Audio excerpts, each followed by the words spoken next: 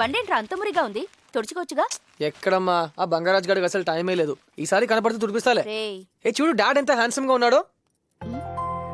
నువ్వు కూడా బ్యూటిఫుల్ గానే ఉన్నావు, కానీ నేను ఎంత గార్జియస్ గా ఉన్నానంటే క్యూట్ ఫ్యామిలీ కదా. ఇప్పుడు ఈ ఆల్బమ్ ఎందుకు తీసావురా? సర్టిఫికేట్స్ వెతుకుతుంటే దొరికిందమ్మా. ఈ ఫోటో చూడు నువ్వు ఎంత అందంగా ఉన్నావో. అప్పటికిప్పటికి కొంచెం ఒళ్ళు చేసావు అంతే. సరే నేను స్నానం చేసి వస్తాలే.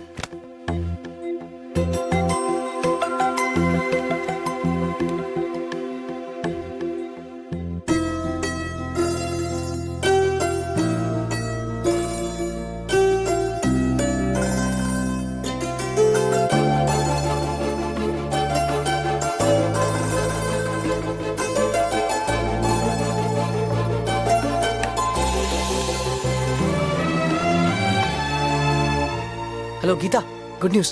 అమ్మ ఆల్బమ్ చూస్తుంది. Very good. ఆ ఫొటోస్ ని చూసి ఫ్లాష్ బ్యాక్ లో తన లవ్ స్టోరీని గుర్తుకు తెచ్చుకుని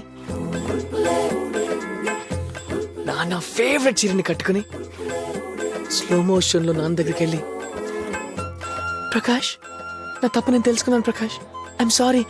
తప్ప ఆంటీది ఒక్కరితే కాదు. బా ఏదో ఫ్లో లో అన్నానే. ఓయ్, ముందు ఆంటీ ఎలా రియాక్ట్ అవుతున్నారో చూడరా.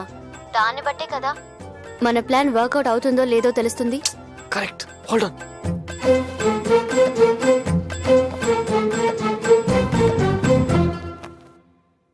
Something is happening. నువ్వు ఒక పంచే, ఇప్పుడు ఈ ఆల్బమ్ తీసుకెళ్లి మీ నాన్నగారికి చూపించు.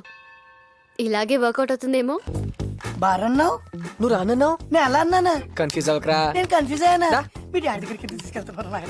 Hi dad. హాయ్ కూర్చో.